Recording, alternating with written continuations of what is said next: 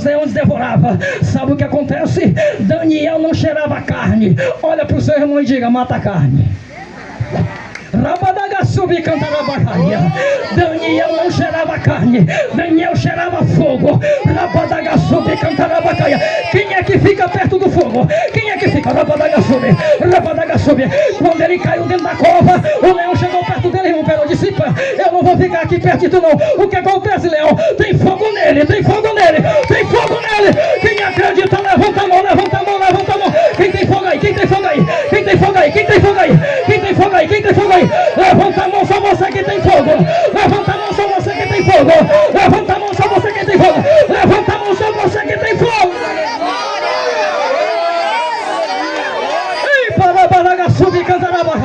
Vai recebendo aí o fogo. Vai recebendo o fogo. Vai recebendo o fogo. Com fogo o leão não te toca.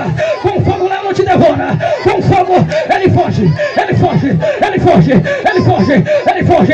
Levanta a mão, só você que tem fogo. Só você que é fortalecido no Senhor.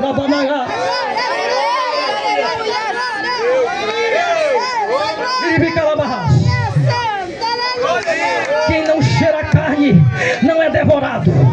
Quem não cheira carne não é destruído.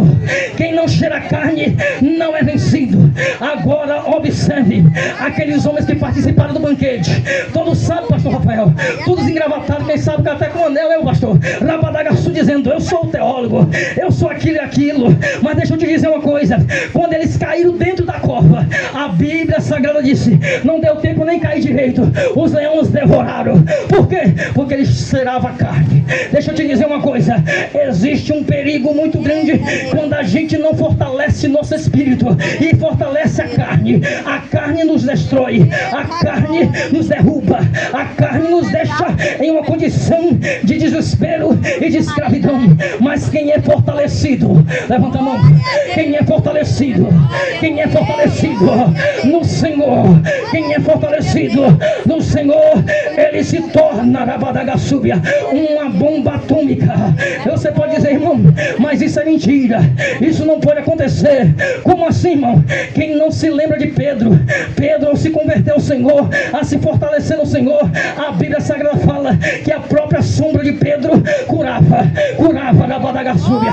Quem acredita lá, Bassúbia, Rebanagastébia? Deus, ele fala através da sua palavra: fortalecei-vos no Senhor. Eita glória, aleluia. Aleluia. Quem quer se fortalecer no Senhor? Agora eu vou entrar na segunda parte aqui, permita-me. A segunda parte vai dizer o quê? No demais, irmãos meus, fortalecei-vos no Senhor e na força. Pastor Rogério, muitas pessoas entram em debate numa situação aqui, quando diz respeito à força de Deus, a força do poder de Deus. Porque muitas pessoas até mesmo imaginam, meu pastor, que a força do poder de Deus é o Espírito de Deus. Mas deixa eu te dizer, eles estão se equivocando. Sabe por quê? Porque o Espírito Santo é uma pessoa. O Espírito Santo é Deus.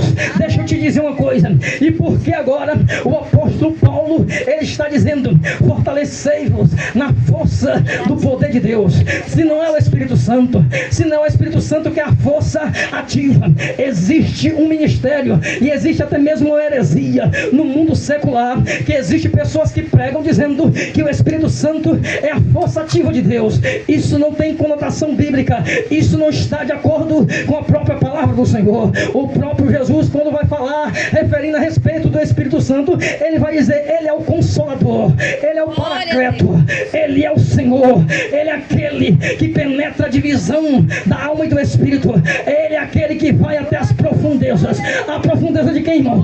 As profundezas de Deus. A Badagassúbia. Então existe uma questão: quem é a força? O que seria a força do poder de Deus? Quem sabe você já se perguntou? Deixa eu te dizer uma coisa, eu vou te responder com um versículo da Bíblia Sagrada. Ele diz a palavra do Senhor, pastor, no Evangelho de Lucas. Quem tem Bíblia? Evangelho de Lucas, no capítulo de número 10.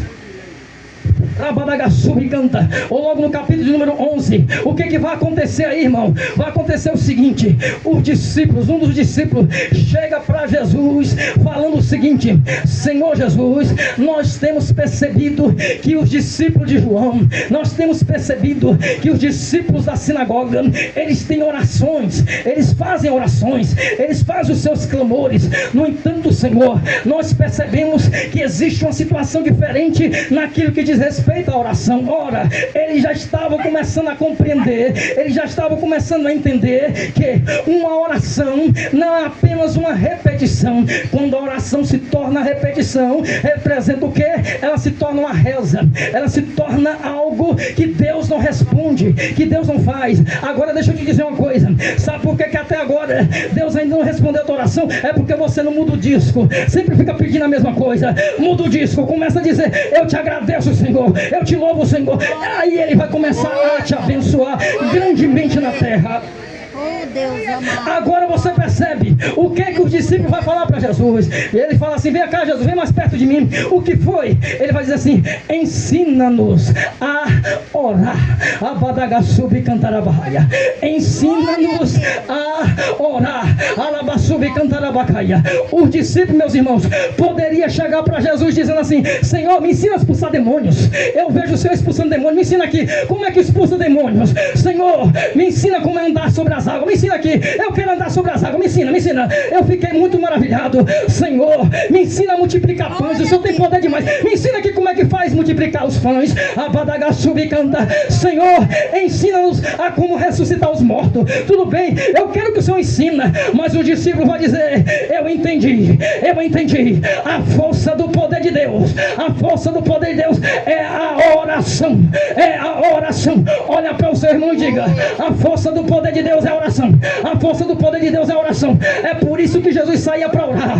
É por isso que Jesus passava noites e noites orando. Noites e noites orando, buscando a força do poder de Deus, buscando a força da dimensão de Deus. Deixa eu te dizer uma coisa: quando a gente ora, nós entramos numa dimensão espiritual. Quem sabe você até agora não está entendendo, mas deixa eu te dizer, a oração nos leva numa dimensão espiritual. Ela faz com que o natural se torne espiritual, sobrenatural. A oração faz com que a gente venha ter a capacidade espiritual de ver o mundo espiritual. Com o nosso olho físico, nós podemos ver uns aos outros. Com o nosso olho físico, nós podemos contemplar algumas situações, mas com a oração, Deus abre o leque. Deus abre o leque da dimensão espiritual. Aí você diz: irmão, mas tem alguma palavra que você pode falar para mim, para me dar exemplo, para me entender que a oração realmente abre esse leque? Tem. Quem não conhece a história de Eliseu, pastor Rogério, estava numa situação onde os sírios cercaram o arraial. E quando os sírios cercaram o arraial, meu pastor, diz a palavra que Geazi sai ali primeiro, sai assim e diz: meu Senhor, agora nós estamos perdidos, nós vamos ser destruídos, porque os sírios estão aqui todos armados até os dentes. Eles estão com lança, eles estão com espada, eles estão com escudo, eles estão com cavalos, eles estão com a força toda aqui. Eliseu diz: o que foi, meu filho? O que está acontecendo? Ele sai para fora da tenda e olha, tudo bem, ele vê aquilo tudo, mas ele diz para Geazi: vem cá, meu filho, chega mais perto, deixa eu te dizer uma coisa. Você está vendo agora só apenas com os olhos espirituais, ou seja, com o olho material. Você está vendo os carros, você está vendo os cavaleiros, você está vendo as lanças, tudo bem, mas chega aqui pertinho de mim. O que é, meu servo? O que é, meu Senhor? Chega aqui, ele coloca no peito e começa a dizer: Senhor, abre os olhos do meu servo. A Bíblia Sagrada fala que na mesma hora Geazi abre os olhos. Agora Geazi, quando olha para o arraial, ele não vai ver tão somente os carros da Síria, mas eles vão ver carros e cavalos. Carros e cavalos, quem acredita? Carros e cavalos de fogo que estavam ao redor de Eliseu, Quando você ora, você ativa a dimensão espiritual. Você pode ter os teus olhos físicos, mas a partir do momento que você começa a orar, Deus começa a abrir a dimensão espiritual, e você não vê tão somente a matéria, mas agora você vê o espiritual. Agora você começa a contemplar, e agora você pode falar como o apóstolo Paulo: